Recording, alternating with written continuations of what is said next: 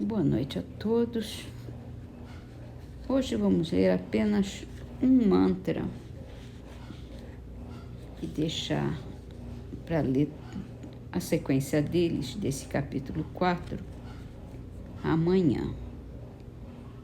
O de hoje diz assim: sou o amor universal. Quem quer ser feliz, ame comigo nessa faixa de luz. Responsabilidade, né? No Livro dos Espíritos, vamos ler uma parte do resumo teórico do móvel das ações humanas, que está concluindo esse capítulo da Lei de Liberdade. Ele é bastante extenso, então eu vou ler só metade dele. A questão do livre-arbítrio pode ser resumida assim: o homem não é fatalmente levado ao mal. Os atos que ele pratica não foram previamente determinados.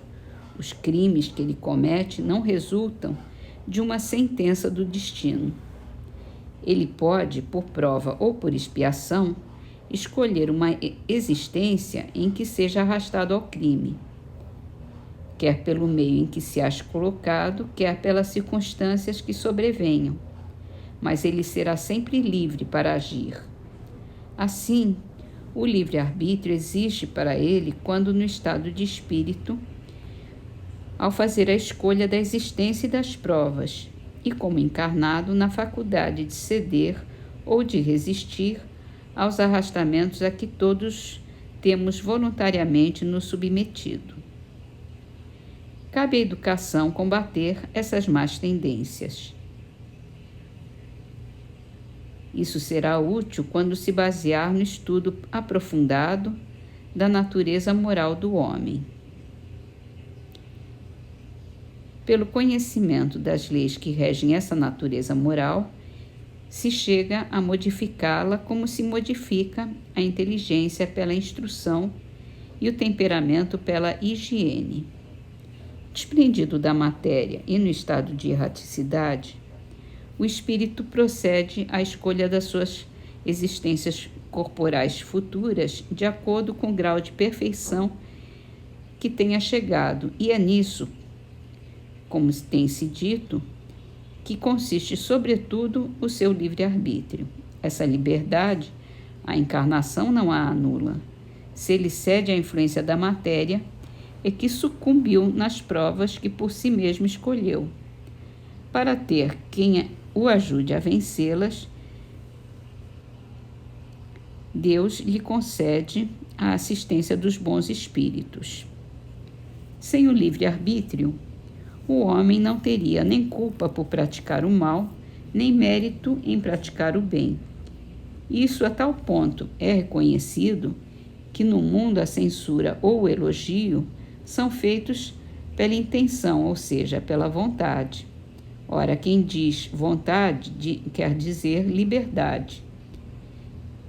Então, nenhuma desculpa pode ter o homem para seus delitos na sua organização física sem abdicar da razão e da sua condição de ser humano, se equiparando ao bruto. Se fosse assim quanto ao mal, não poderia deixar de ser em relação ao bem. Mas quando o homem pratica o bem, tem grande cuidado de averbar o fato à sua própria conta como mérito. Ele não cogita de gratificar seus instintos. Não renuncia, apesar da opinião de alguns, ao mais belo privilégio da sua espécie, a liberdade de pensar. Aí ele fala que é dele. A fatalidade, como vulgarmente é entendida, supõe a decisão prévia e irrevogável de todos os sucessos da vida, qualquer que seja a importância deles. Se tal fosse a ordem das coisas, o homem seria uma máquina sem vontade. De que lhe serviria a inteligência se houvesse de estar invariavelmente dominado em todos os seus atos pela força do destino.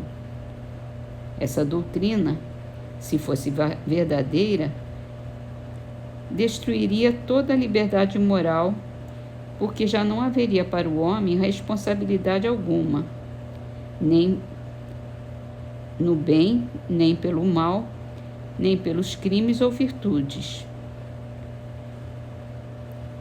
Não seria possível que Deus, soberanamente justo, castigasse suas criaturas por faltas cujo cometimento não dependesse delas, nem que as recompensasse por virtudes das quais não teve nenhum mérito.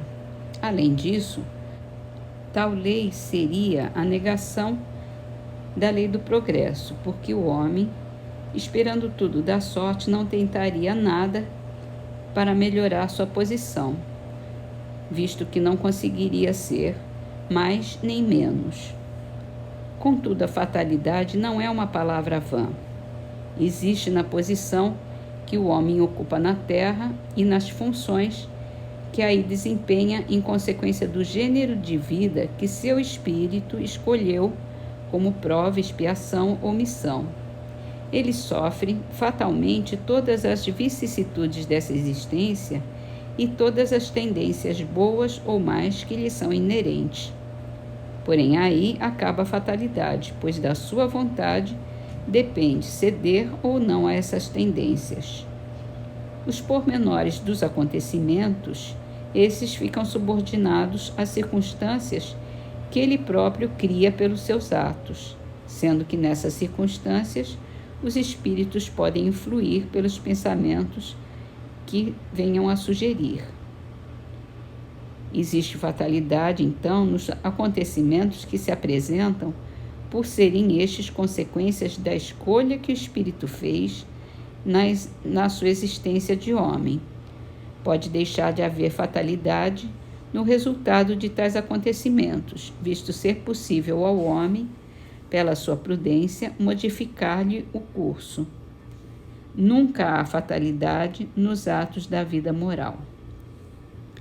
E aqui nós vamos parar, deixar essa finalização para a próxima. E vamos encerrar com as trovas de Milton da Cruz, Inscrições da Vida, do livro Trovas do Outro Mundo. Herói com vantagem, tem essa clara expressão. Procede com mais coragem contra o próprio coração. Se vais falar, fala em paz, do bem que ampare ou que preste. Jamais te arrependerás daquilo que não disseste.